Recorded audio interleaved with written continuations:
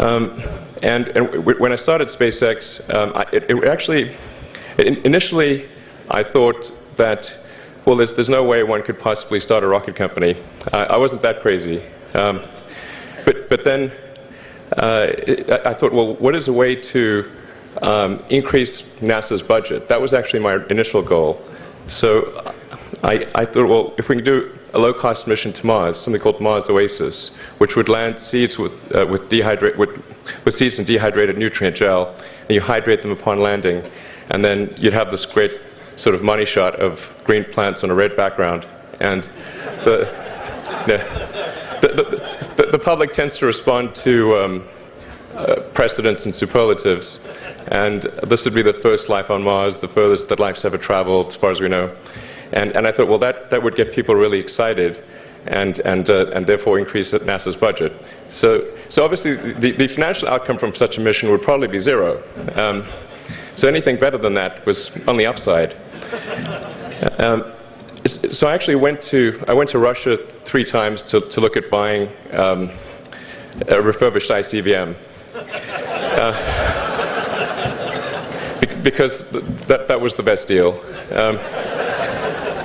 And I can tell you it was very weird going there in late 2001, 2002, going to the Russian rocket forces and saying, I'd like to buy 2 of your biggest rockets, but you can keep the nuke. That's a lot more. That was 10 years ago, I guess, so they thought I was crazy, but I did have money, so that was okay. And after making several trips to Russia, I came to the conclusion that actually my initial impression was wrong about because my initial thought was, well, that there's not enough will to explore and expand beyond Earth and have a Mars base and that kind of thing. But I came to the conclusion that was wrong. In fact, there's plenty of will, particularly in the United States, because the United States is a nation of explorers, of people who came here from other parts of the world. I think the United States is really a distillation of the spirit of human exploration. So, but if people think it's impossible, then, or it's going to completely break the federal budget, then they're not going to do it. So after my 3rd trip, I said, okay, well, what we really need to do here is try to solve the space transport problem, and started SpaceX. This was against the advice of pretty much everyone I talked to. One friend made me sit down and watch a bunch of videos of rockets blowing up. Let me tell you, he wasn't far wrong.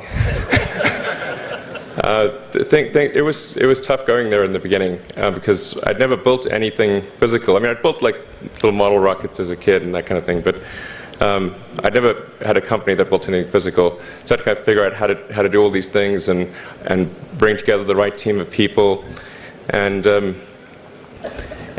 so we did all that and then failed 3 times. It was tough going. Because the thing about a rocket is that the passing grade is 100%. You don't get to actually test the rocket in the real environment that it's going to be in. So I think the best analogy for rocket engineering is like if you want to create a really complicated bit of software, you can't run the software as an integrated whole, and you can't run it on the computer it's intended to run on. But the first time you put it all together and run it on that computer, it must run with no bugs. That's basically the essence of it. So we missed the mark there. The first launch, I was picking up bits of rocket near the launch site. It was a bit sad. But we learned with each successive flight, and were able to, eventually with the 4th flight in 2008, reach orbit. And that was also with the last bit of money that we had. So thank goodness that happened. I think the saying is 4th time's the charm. So we got the Falcon 1 to orbit,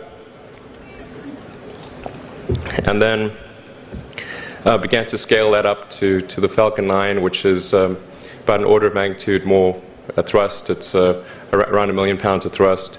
And we managed to get that to orbit and then developed a Dragon spacecraft, which recently was able to dock and return to Earth from the space station. That was...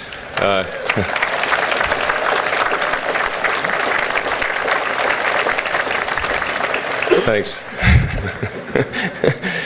That was a white-knuckled event.